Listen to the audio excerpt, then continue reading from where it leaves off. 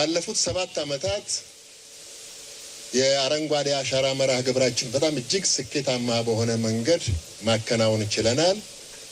ክቡር ጠቅላይ ሚኒስትር ዶክተር አብይ አህመድ አመንጭነት የሚካሄደው ፕሮግራም አጠቃላይ የሀገሪቱን ህዝብ በማነቃነቅ ታዳጊ ህጻናትን፣ ወጣቶችን፣ እናቶችን፣ አባቶችን፣ የሃይማኖት አባቶች፣ ሽማግሌዎች ሁሉም በየደረጃው በንቃት ተሳትፈው በ7 ዓመታት ውስጥ 48 ቢሊዮን ችግኞችን መትከል ችለናል።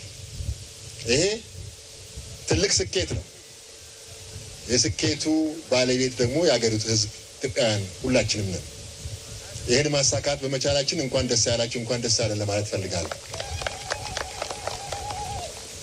አሁን ዘንድሮ ደግሞ በ2018 በጀት ዓመት መገባደጃ ላይ ይሄ እዚህ ላይ እንደምታዩ ተስፋን እንትከል፣ ተስፋን መትከል ይሄ የዘመቻ ስራም አይደለም።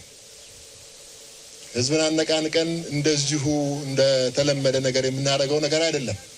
ይሄ ከተፈጥሮ ጋር መግባባትን የምንፈጥርበት የሀገራችንን አጠቃላይ ዘላቂ ልማትን ለማረጋገጥ አይነተኛ የሆነ መሳሪያ ነው። የችግኝ ተከላ መርሃ ግብሩ ባለፉት 7 ዓመታት ባደረግነው መርሃ ግብር ከፍተኛ ለውጥ መጥቷል። በግብርና ምርታማነታችን፣ በስንዴ ምርታማነት፣ በበቆሎ ምርታማነት፣ በቡና ምርታማነት ትልቅ ስኬት አስመዝግበናል። እንደዚሁም ደግሞ ደኖቻችን እንደዚህ ለምተው የደን ሽፋናችን 17.2% ብቻ ከነበረበት ተነስቶ አሁን 23.6% ደርሷል።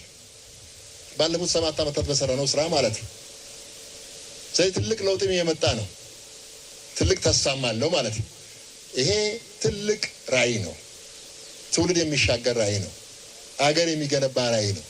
ዘላቂ ልማትን እውን ለማድረግ አይነተኛ መሳሪያ ነው። በዘመቻ ዝም ብለን ችግኝ ብቻ የምንተክለው ነገርም አይደለም። ለውጥን እያየንበት ትልቅ ደግሞ ስኬት እያስመዘገብን ለትውልድ የሚሆን አሻራ ደግሞ እያኖርን ነው። ሁላችንም በዚህ ስራ ልንኮራ ይገባል። የዘንድሮ መርሃ ግብር ሁላችሁም እንደምታውቁት 8 ቢሊዮን በዚህ 8ኛው ዙር 8 ቢሊዮን ችግኝ ለመትከል ነው። ከዚሁም በዛሬው ደግሞ ዕለት በአንድ ጀንበር 800 ሚሊዮን ችግኝ እንተክላለን ነው። ከዚህ ውስጥ ነው እንግዲህ አዲስ አበባ ከተማ አስተዳደር 1 ሚሊዮን ችግኝ ዛሬ ለመትከል ያቀደው ማለት ነው። እንደዚሁም እዚህ ክፍለ ከተማ ላይ ሁላችንም ተገኝተናል።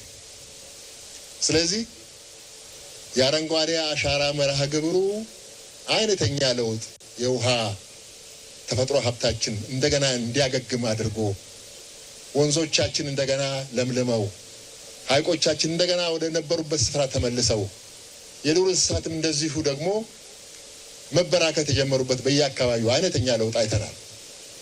ስለዚህ መላው ኢትዮጵያውያን በነቂስ ወጥተን በዛሬው ዕለት የምናደርገው መርሃ ግብር ከ800 ሚሊዮን በላይ ችግኝ ለመትከል የሚደረገው ርብርብ ሁላችንም የራሳችንን አሻራ እንድናሳርፍ ጥሬን ያቀረብኩ መልካም መጪው ዓመት ለሁላችንም የስኬት ዓመት፣ የልማት ዓመት፣ የብልጽግና ዓመት፣ የሰላም ዓመት እንዲሆንልን እመኛለሁ። በጣም እጅግ አድርጌ አመሰግናለሁ። መልካም መርሃ ግብር